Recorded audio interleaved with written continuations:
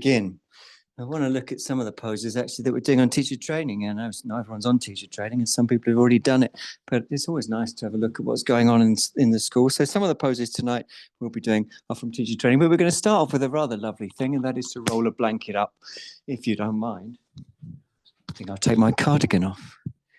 Roll up a blanket and make it into a saucisson. So that's pretty straightforward. You roll up a blanket and you make it into a sausage. Cotton blankets are better, wool blankets second best, other blankets if you have to. But, you know, actually, the real order is cotton blankets first, other wool blankets second, and then a towel if you haven't got those options. Just check that it all looks okay. I think it does. Okay. You're going to lay on it. That's simple enough, isn't it? So you're going to lay on your roll made of a blanket or a towel. It goes underneath the shoulder blades. And I should mention that you can also have head support if this is too strong. But what it should do is three things. It should bring the chest up and it should bring the chest over. So it's a pivotal point. We're going to keep the legs together and we're going to see if we can stretch the arms over the head. Maybe there'll be some movement articulating the shoulder blades in that direction. The tummy should be toned.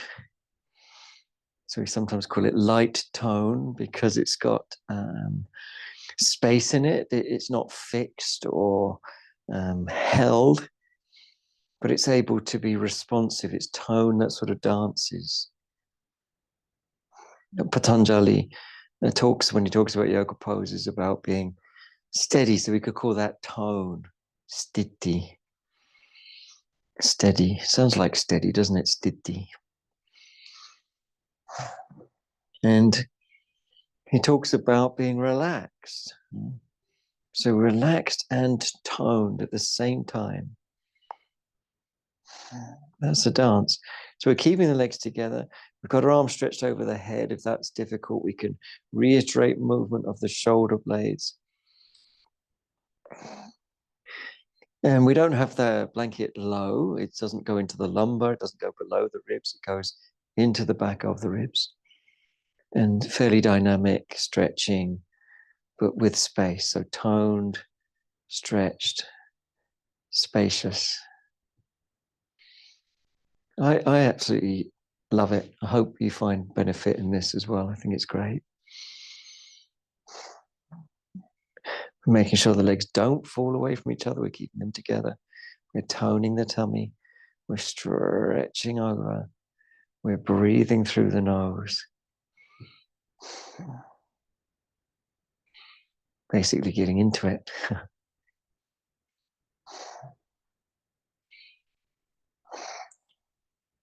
So can we combine steady,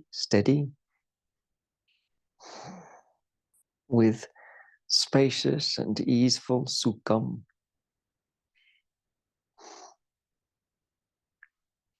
And relaxed, shaitilya.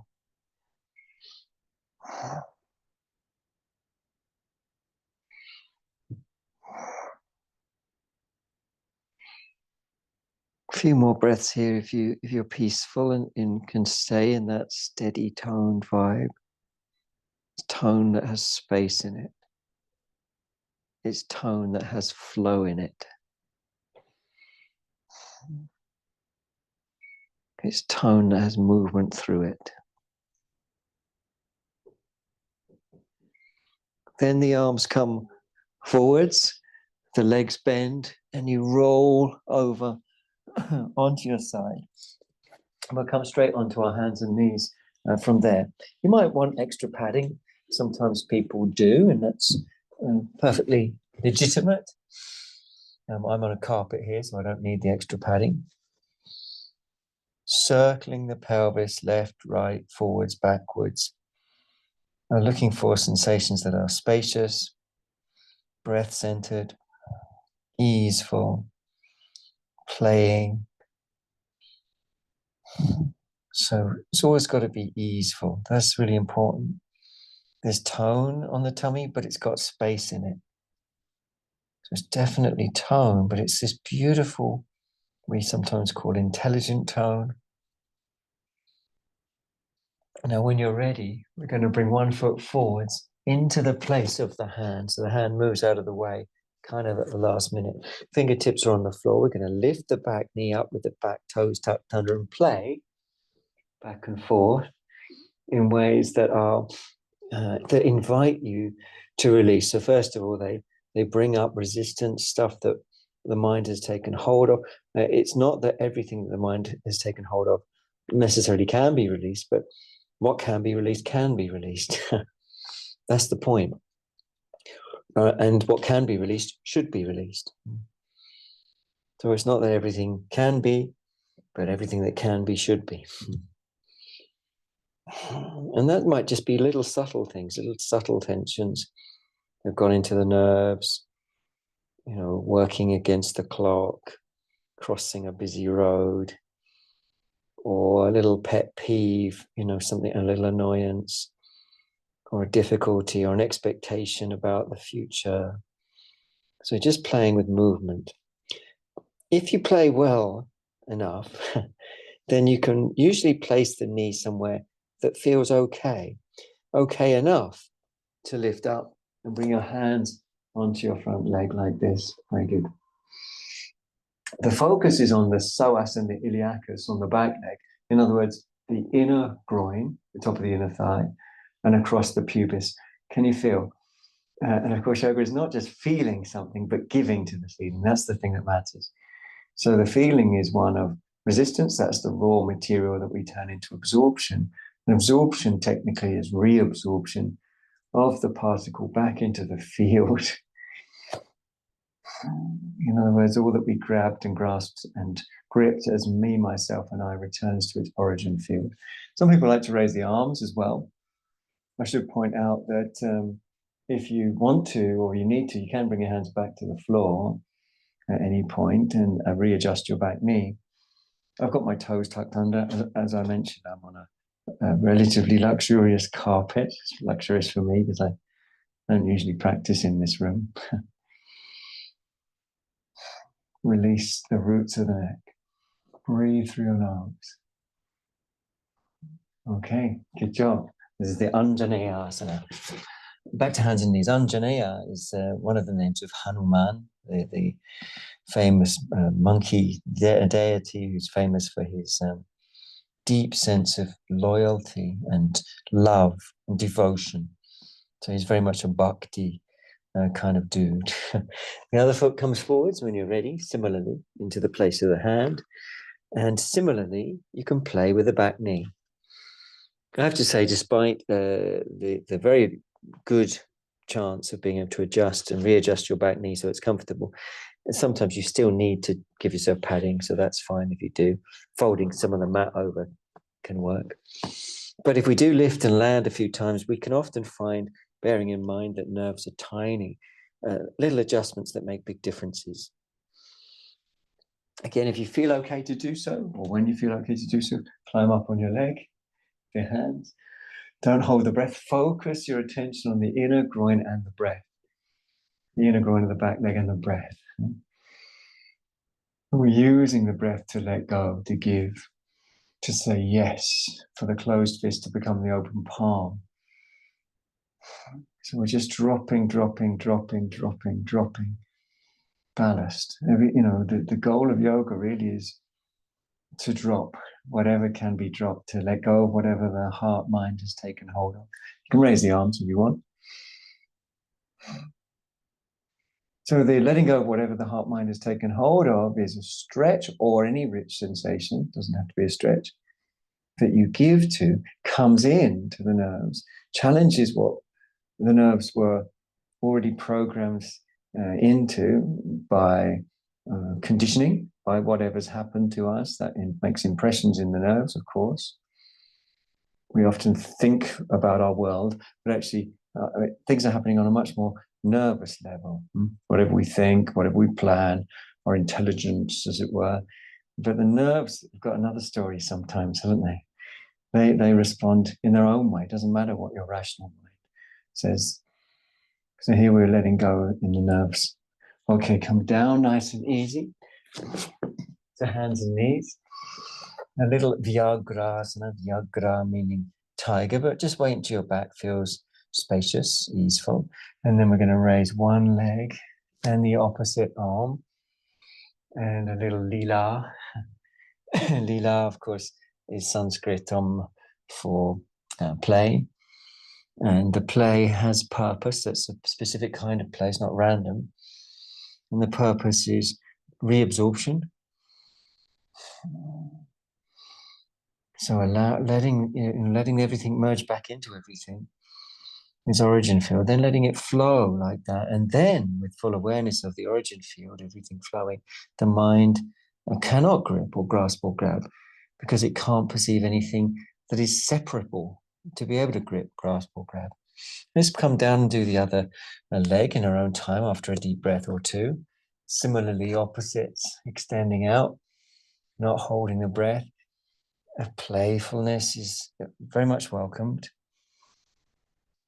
but that play must be purposed. So we have lila, play, purpose, artha.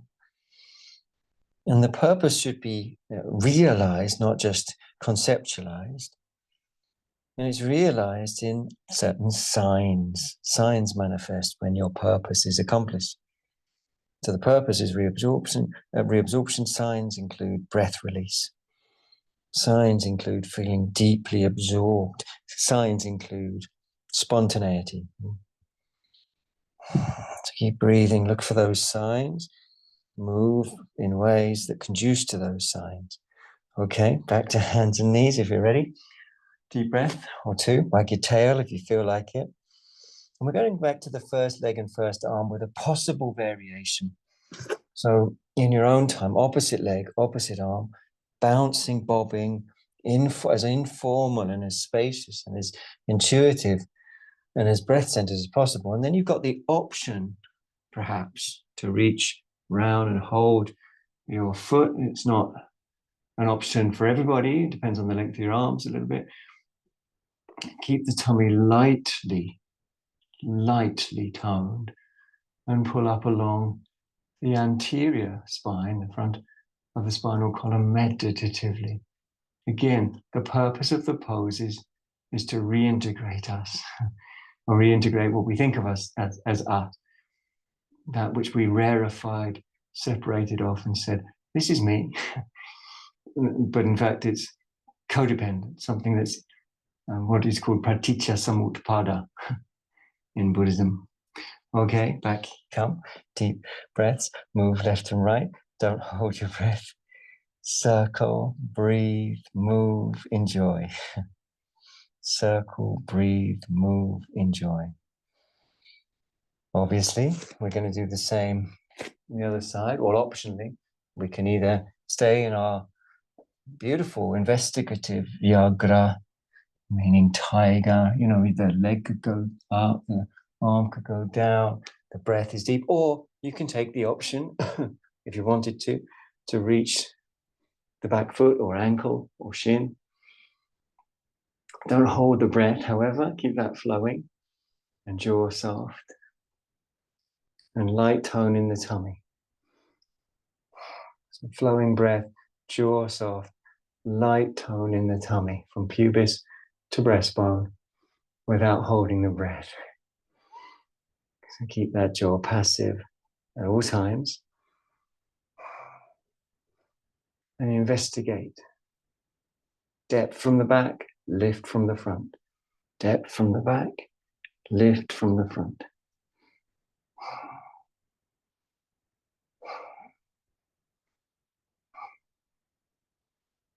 Jaw soft, eyes soft, throat soft, brain soft, tongue soft. Good job. Okay, come down, cool, calm, collected, and then up. Similarly, cool, calm, collected into Adho Mukha Svanasana, which we know is the downward facing dog. And we're going to reiterate waves of energy up through the armpits, through the ribs, to the groins. And every time a wave goes up, more of the head releases down. It's not a collapse in the chest, it's a reiterated wave after wave after wave after wave after wave, energy up into the groins. Because we slip into complacency so easily, or into fixed programs or modalities, patterns. So the waves just keep us coming out of those fixed programs, fixing it down, modality, and keep us engaged. And because probably the most effective or the most correct across its universal usages, translation of the word yoga, probably the most correct is together. In my opinion, having looked at the different translations, it seems like together might be a really good translation of the word yoga. Okay, well done. Come down nice and easy. Take a kneeling position. Please feel free to put a block between the heels and buttocks. One hand on top of the other. Breathe through your nose if you can. Don't hold the breath.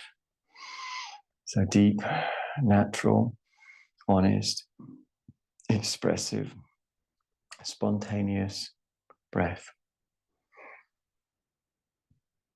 Deep, natural, honest, spontaneous breath. There might be a bit of movement.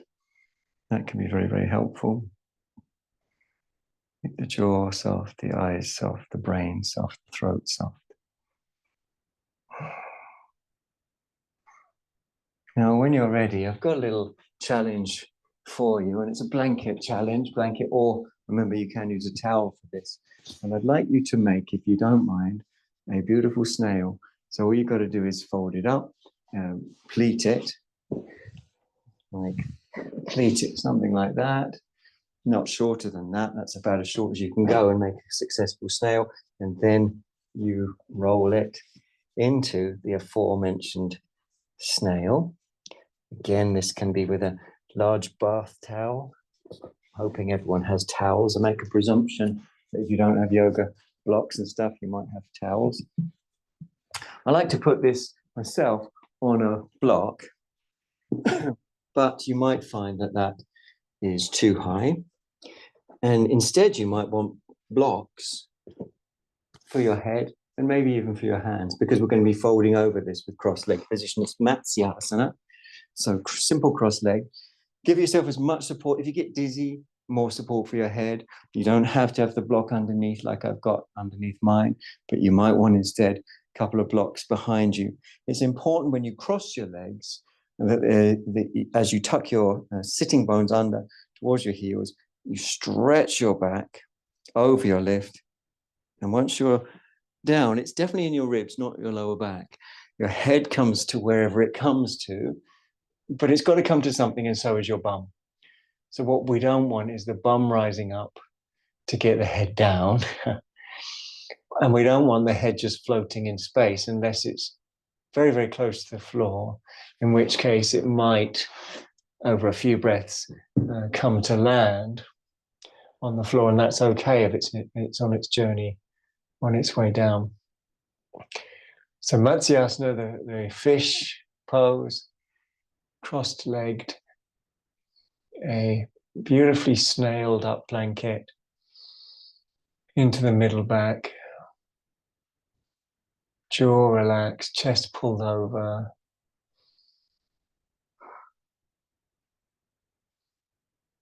And breathing into it, and as much support as you need under the, let's definitely not have any floating bums, please.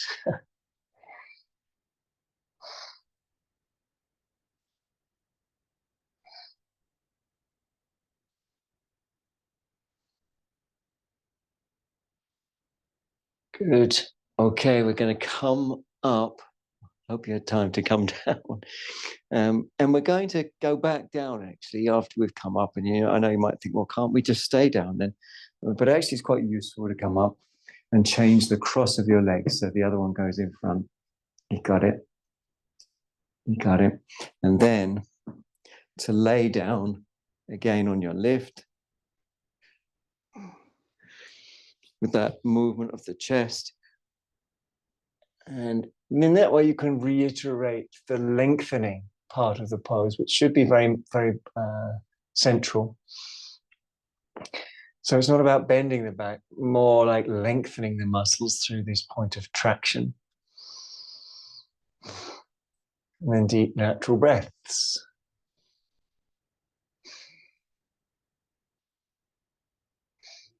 Jaw soft, eyes soft, throat soft, brain soft, tongue soft. Deep natural breaths.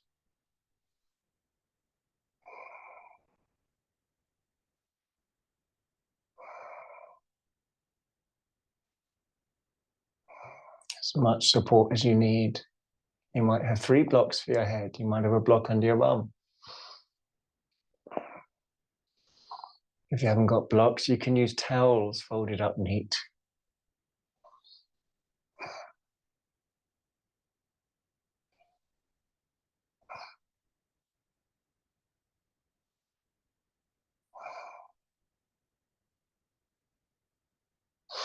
Okay, I'm going to come up. That's the difficult bit. If I was there, I'd probably give you a gentle help up. So you use your hands, push firmly. We're going to sit for a moment in Sukhasana. So draw the buttock flesh out and back. Palms face up. Breathe through your nose. And I usually find that when I sit in Sukhasana after that pose, that last pose, Matsyasana, I feel lighter than I do normally. I really enjoy that sort of lightness.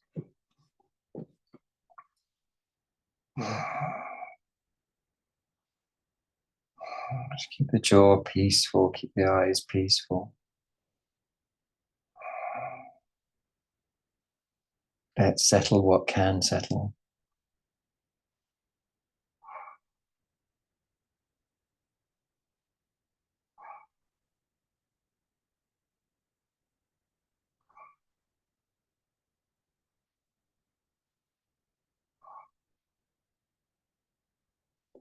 And then when the next breath comes in, lift up with it and turn to bring one hand on the floor behind you, the other hand crosses over both legs.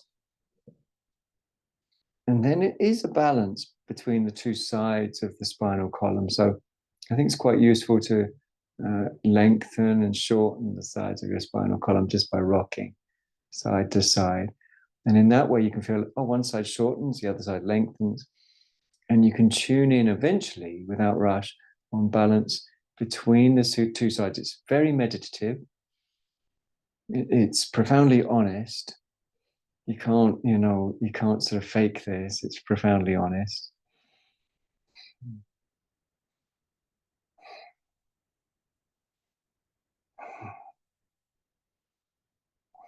Breathing easy, jaw soft.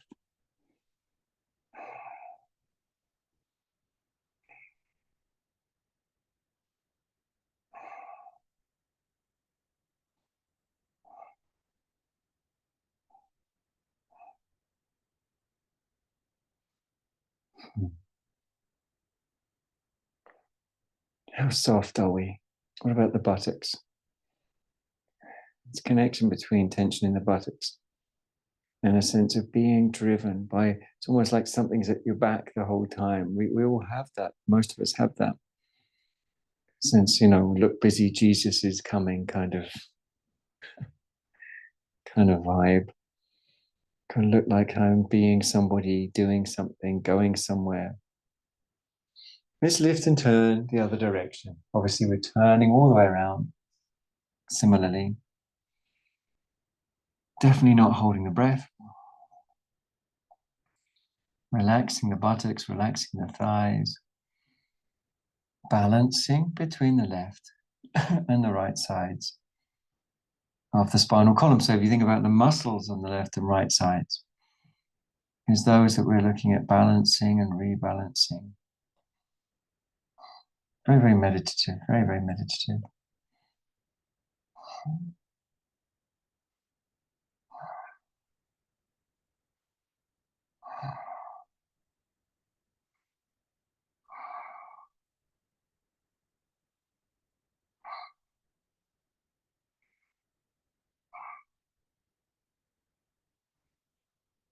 And dropping whatever the mind has taken hold of.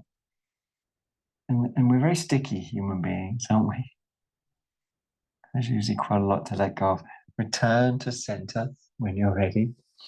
Stretch out your legs and clear your mat of the snail. And come again to hands and knees. We're going to come into Ekapada Rajakapotasana. So hands and knees position, deep breaths, bit of circling of the pelvis one way, the other way. Breath is everything, so let it happen, let it happen. Whatever the mind's taken hold of, the heart mind, when it takes hold of something, it's holding it on every level that exists that we think of separate, like we think the breath is separate to the mind and that the mind is separate to the body. But reality doesn't recognize those borderlines at all. Just because we've got words that say mind and body, the reality is mind and body, whatever it is represented by those words, are one.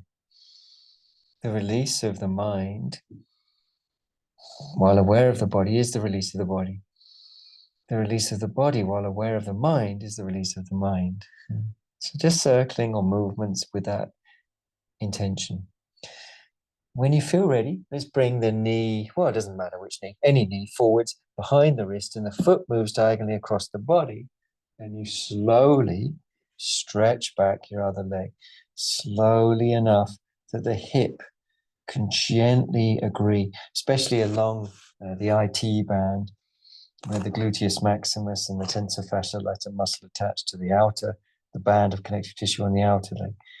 Now it's fine to come straight down and really release the breath like that. So maybe we'll just do that actually from the get-go and then see how we go for any other investigations in a minute.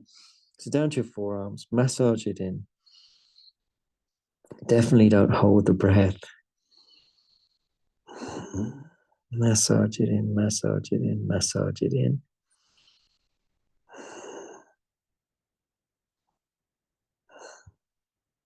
Any discomfort on the medial aspect of the knee, you actually lean across that knee if it's tight, rather than away from it. As if you lean away from it, you put more downward pressure on the foot, which pushes it into the floor. That makes resistance that starts to fulcrum on the inner knee. So if you feel tight on the inner knee, do what I'm doing here. Lean across. And that might loosen it. Maybe it wasn't there, so you didn't need to do it anyway. Then there's the option to also calmly lift up. So if you can, you might want to try that, but it's no problem either way. Personally, I put one hand on my leg with an unnecessary slap and one hand on my foot. And that gives me a bit more height. So you could do that if you wanted. Height is really the signature word or the key word, cornerstone to this practice, and many of them like it. Taking space between the vertebral bodies, making space between the vertebral bodies, which are basically the large bones of our spine. The bodies, that means the bones, really. The bodies have features to them, transverse processes sticking out of the side, spinous processes sticking out of the back, facet joints protruding in a downwards and an upwards direction. And then you've got the whole of the spinal bone once you've got all those features. But we're just concentrating on the bodies because between the bodies are the discs. And by making space, if we can, we begin to make space for the discs. Okay, good. It's nice, isn't it? I hope you like it anyway. I do. Let's come forwards to come out. So if you're up, you come a little down, tuck your back toes under, bring your back knee forwards, come back to hands and knees. Good opportunity to take a few deep breaths and to, wag your tail or anything else that feels sufficiently loosening. Loosening means the breath, the brain, the body all together, of course. And then when you're ready, the other knee forwards to the other wrist, there it stays. The foot moves across the body diagonally. You take whatever time it takes for the hip to absorb this. As you then come to the forearms in a sort of temporary stage when we can concentrate more exclusively on the hip. So I quite like to sort of jostle the weight of the pelvis back and forth to evoke looseness and breath, looseness and breath.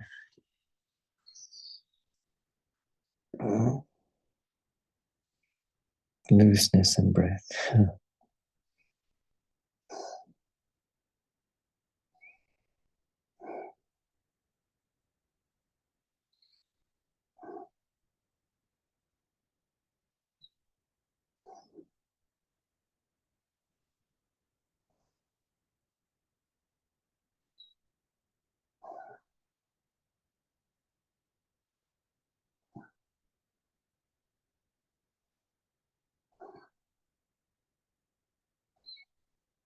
Now, once things start to feel a bit looser, you might feel ready to come up.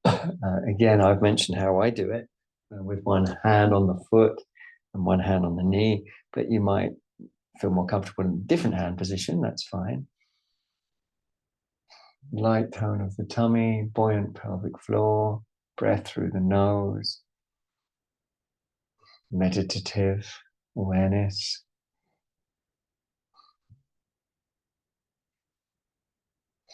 Jaw passive.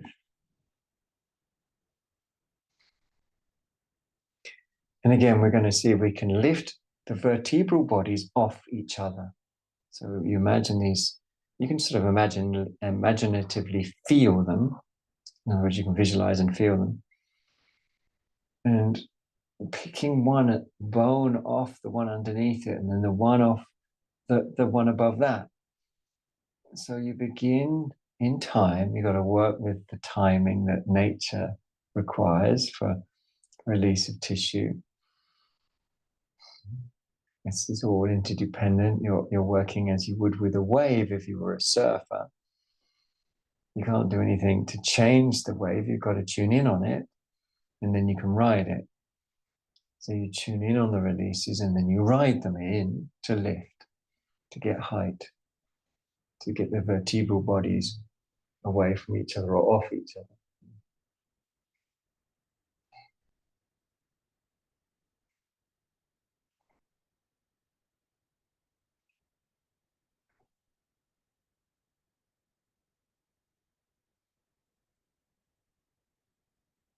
Jaw soft, eyes soft, couple more breaths in this if you can. I think it's just wonderful, because you can lose yourself. That's the whole point, isn't it? Like in a kiss or in a beautiful sunset or in sparkles on water or in the smell of a rose.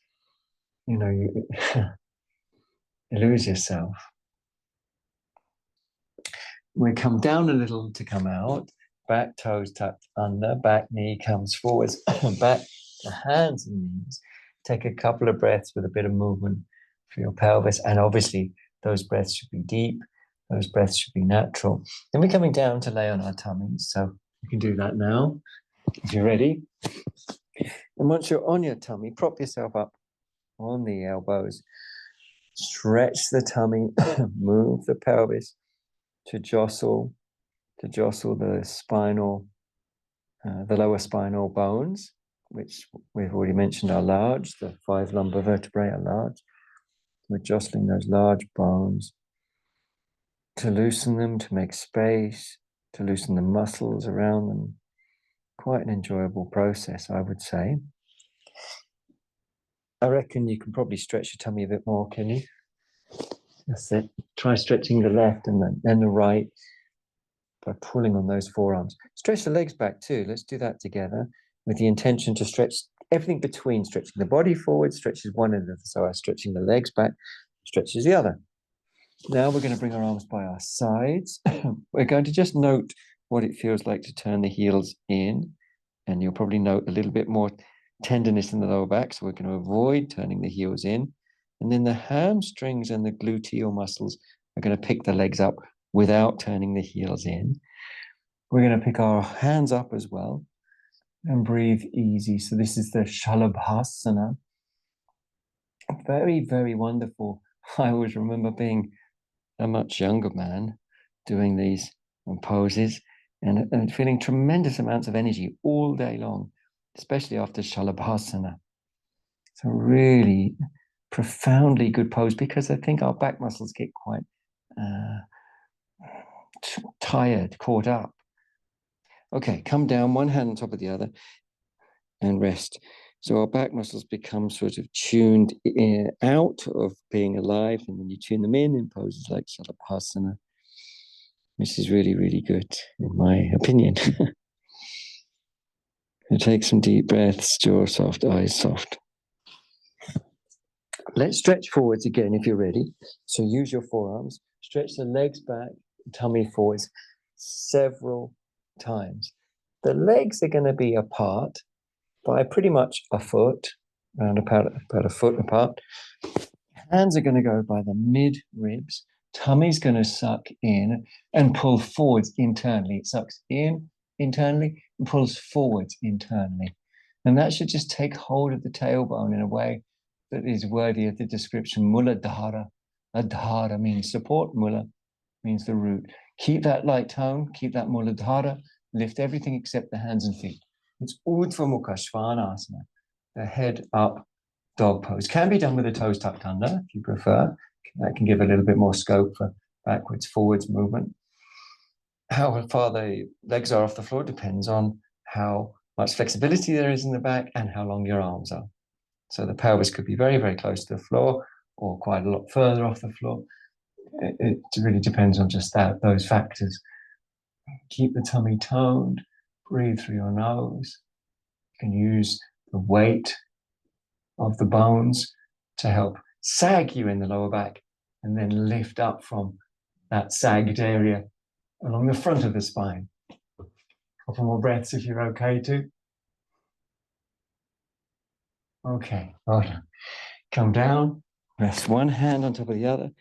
Take 3 really deep breaths. Sigh those exhales.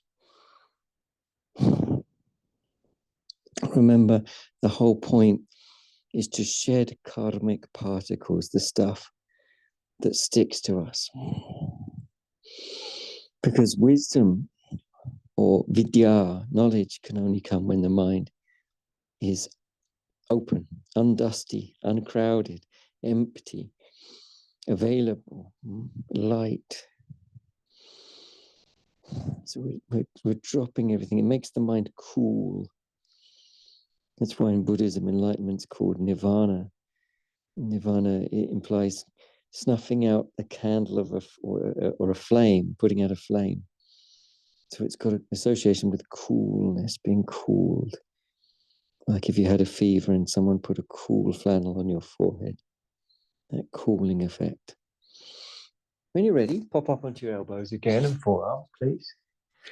And see if you can stretch the tummy and legs back to stretch those psoas muscles. This time, we're going to bring the legs quite close to each other. So stretch the tummy lots of times. Stretch the legs lots of times. Keep your intention to use those stretches to stretch everything between the legs and the ribs. In other words, the psoas major. Once you've got a really good stretch like that, legs close or together, the hands come by the mid ribs. My hands are off the floor, and it can be quite interesting just to play with that. Or you can rest the hands on the floor, but keep dynamic in the back, deep and lifted. Or if it feels appropriate, you can push into the floor, keeping the legs on the floor in this Bhujangasana. Tummy toned and chest pulled forwards. Pelvic floor has its muladhara, its root stability. Bhuja means lots of things: an elephant's trunk, an arm, a snake. This is Bhujangasana. So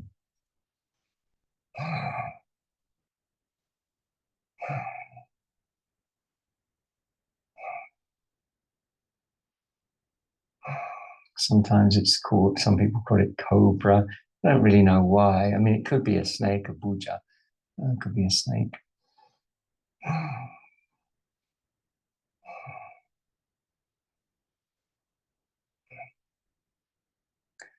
So it means something like a snake limb. Bhujanga. Okay, down you come calmly. That's it. Use your triceps in eccentric contraction to come down one hand on top of the other. And let's take some seriously deep breaths. I did about 6 of these Bhujangasanas in a row in the garden earlier. It felt so great. Really, I felt so switched on from doing it. So they're really worth practicing. We're going to do one more. Okay, ready? Let's come up now. Up you come. Good job. Enthusiastic. Fake it until you can make it. Perhaps you are enthusiastic anyway. Stretch those legs, bring them close. Stretch the tummy. The more time you spend stretching those 2 points, the better, the more length you're going to get. So that's really good. And then the hands by the midribs. Tummy draws in. Again, you can have the hands even off the floor, like I've got mine here. Getting the tummy to really work. You can use the tummy muscles even to push you up a bit. Then those that want can push down into the floor, feel the lumbar vertebrae going deep, and pull up along their front face. Tummy is toned, so there's this dynamic pulling up from the groins.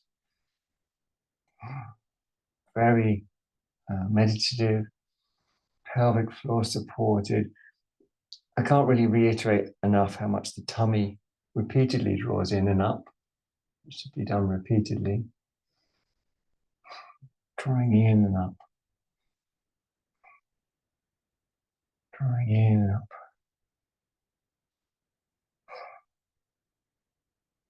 Good job, everyone.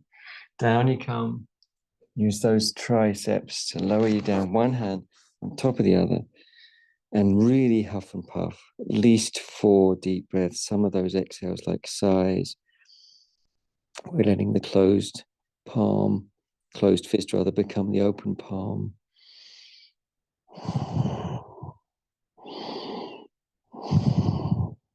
Tailbone released. Buttocks released. Breath released.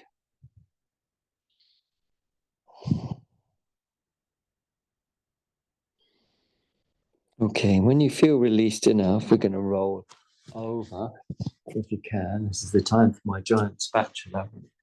Can't reach it through the screen. And then you're going to sit on 1 or 2 blocks for Vajrasati. So I've got 1 block. You could have 2. This is a twist pose. You start in Dandasana. Perhaps your back muscles are feeling quite lively, so keep nice and spacious. Enjoy how lively they're feeling. The legs both go over to one side. So I'm going to bring mine towards you so you can see. And the top of the shin near the foot of one leg goes into the arch of the bottom leg foot, like that. A little lift, a little shift at the bum really helps to isolate tension in the thigh, which we want to settle, and on that thigh to settle. And then with that settling intention, which is the breath is very much part of, we lift and we turn and we breathe. Balancing between the left and right sides of the spinal column. With eyes soft and brain soft and throat soft. Just as we did earlier when we were balancing between the left and right side of the spinal column by shortening and lengthening as a way of tuning in holistically, bringing mind, body, breath together.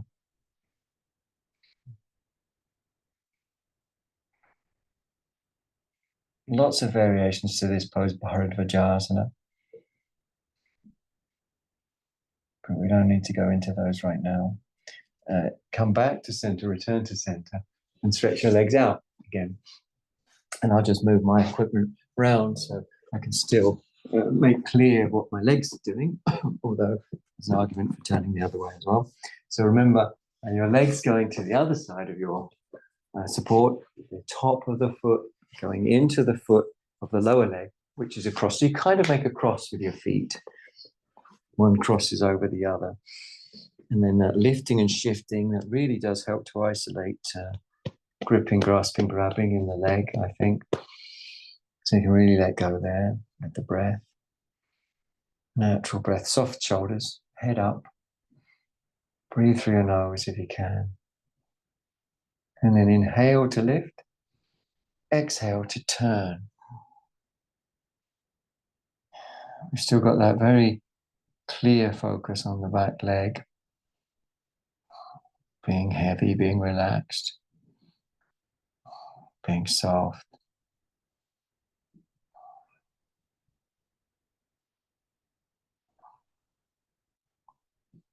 And again, we can focus, shall we, on this balance between the left and right sides. So just investigating ups and downs.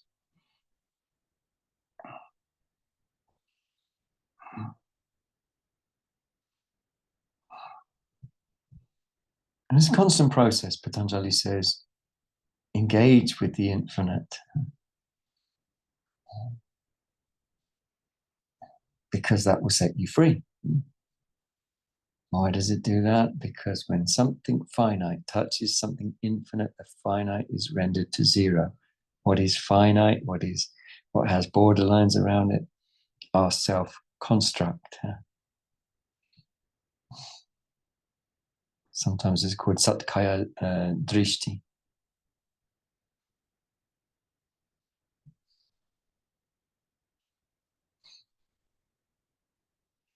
The self-view.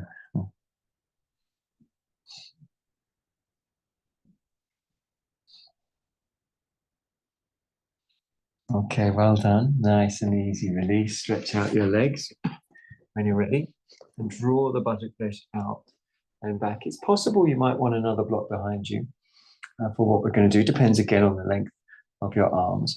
And when you're ready, bend, if you've got the screen like mine to the side, then bend the leg closest to me. Otherwise, it won't matter which leg you bend. Like I've bent the leg that's closest to you. And then the other leg just hops out to the side. Good. Good job. And you bring your hands, so there's a little bit more space when you hop the straight leg to the side. Bring your hands around your shin.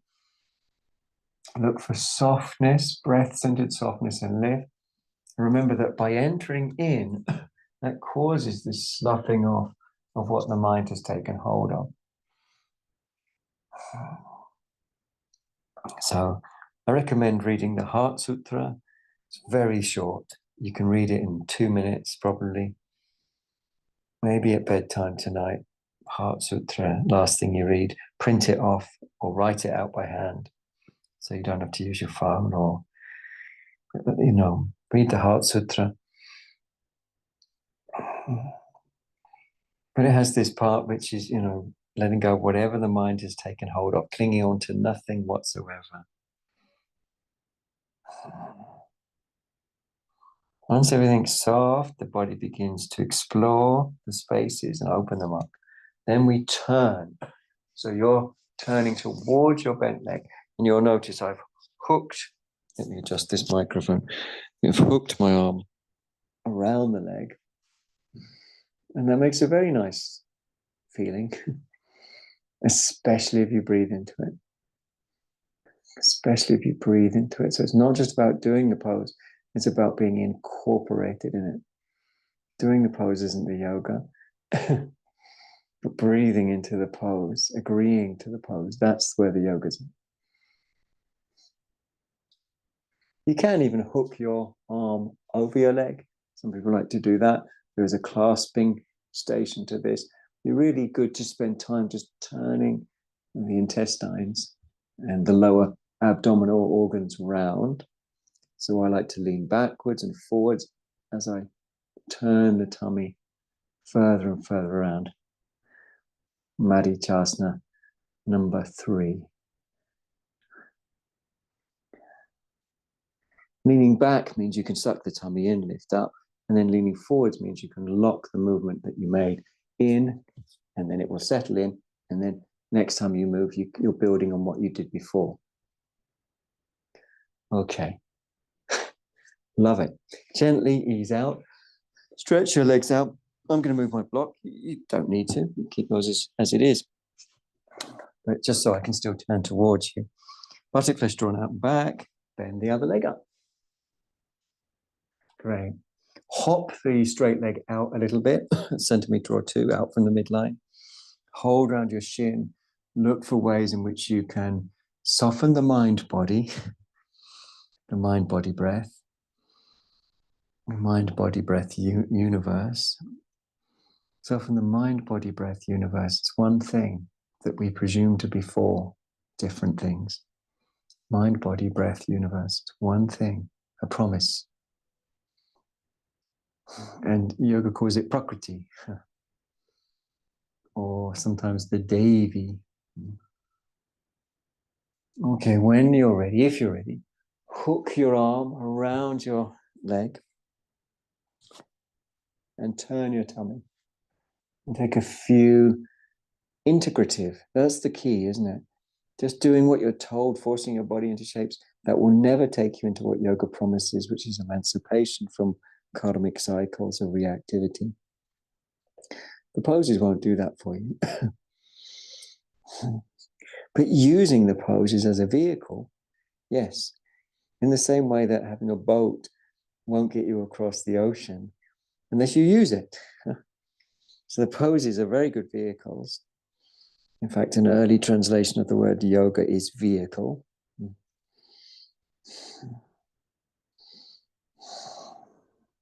Turning the tummy, lifting the tummy, turning the tummy, again and again. I think this is great like it is. So, leaning back, turning, leaning back, turning. You've got the option to hook over if you want to, but you don't have to. And again, try and keep everything from gripping. Just massage the back, breathe into it. Don't hold the breath. Turn your tummy.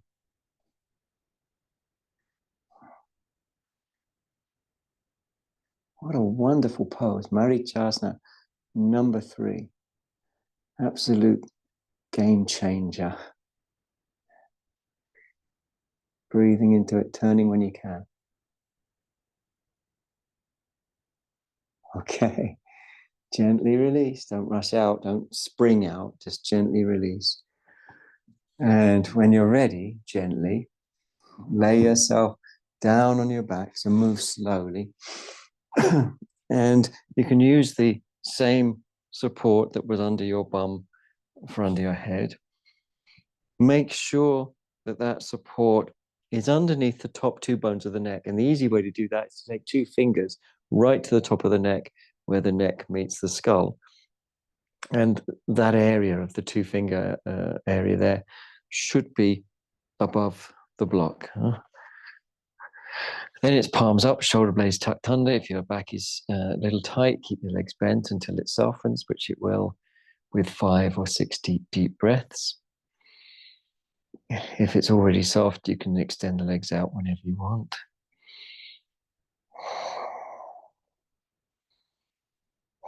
Really let the lower back settle with the breath. The lower back settles with the breath. So, of course, this is the Shavasana.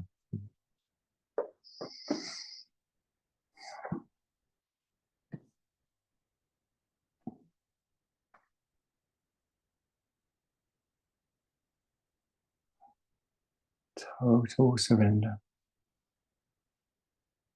Let the right buttock release, the right leg, the right calf, the right ankle, and the right foot, even the right toes.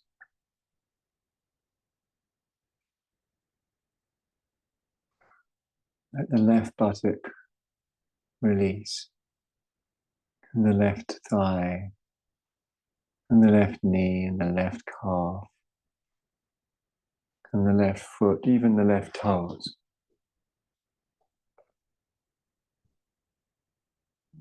Let the pubis relax. Feel the whole pelvis release between the front hips, around the pelvic floor, both buttocks, into the tummy, into the very lower tummy, the pubo-tummy region, you could call it. And spreading through the chest as the tummy releases, energy releases and spreads upwardly and outwardly through the chest. So feel the left side of the chest completely release from fatty tissue to muscular tissue to bone to organs. Similarly, feel the right side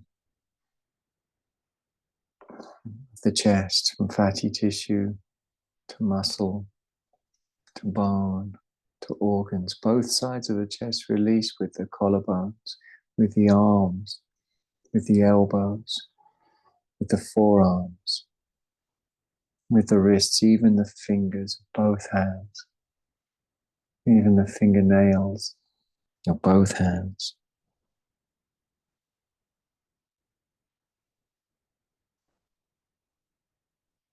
Throat is soft. Eyes are soft. Brain is soft.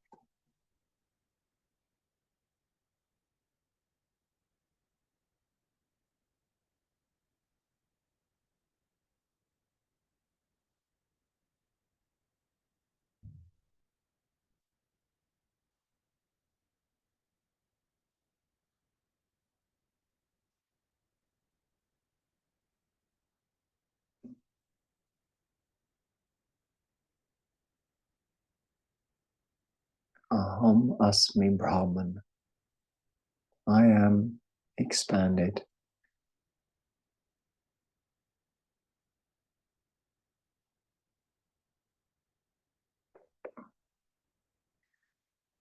Feel into your body, if you want, with a little movement of your toes. And then you'll feel energy. As you move your toes, you'll feel energy.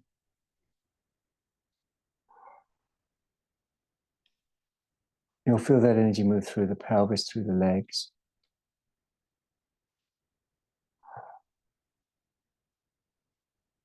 Feel into your fingers, again, if you're ready. And you'll feel energy.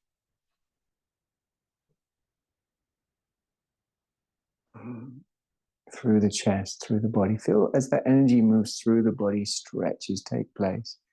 Natural, spontaneous stretches. And when you feel ready to, you can bend your legs and place the feet on the floor. It's going to be natural to scoot the buttocks under. It's going to be natural to take a really lovely deep breath. Surrender. Surrender.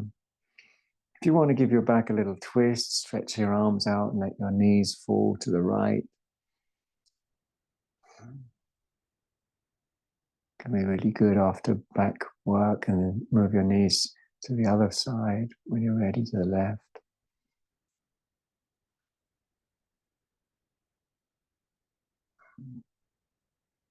And you can bring yourself up in your own time, using your arms to bring yourself up calmly from the side.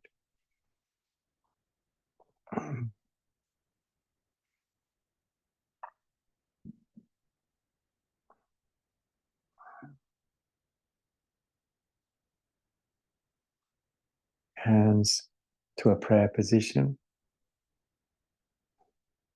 We've got Patanjali up there, and below we have Lalita, or Lalita, which is also known as Tripura Sundari. May any benefit that we've gained in our acting in this way go to the alleviation of the suffering of absolutely every single being. Om.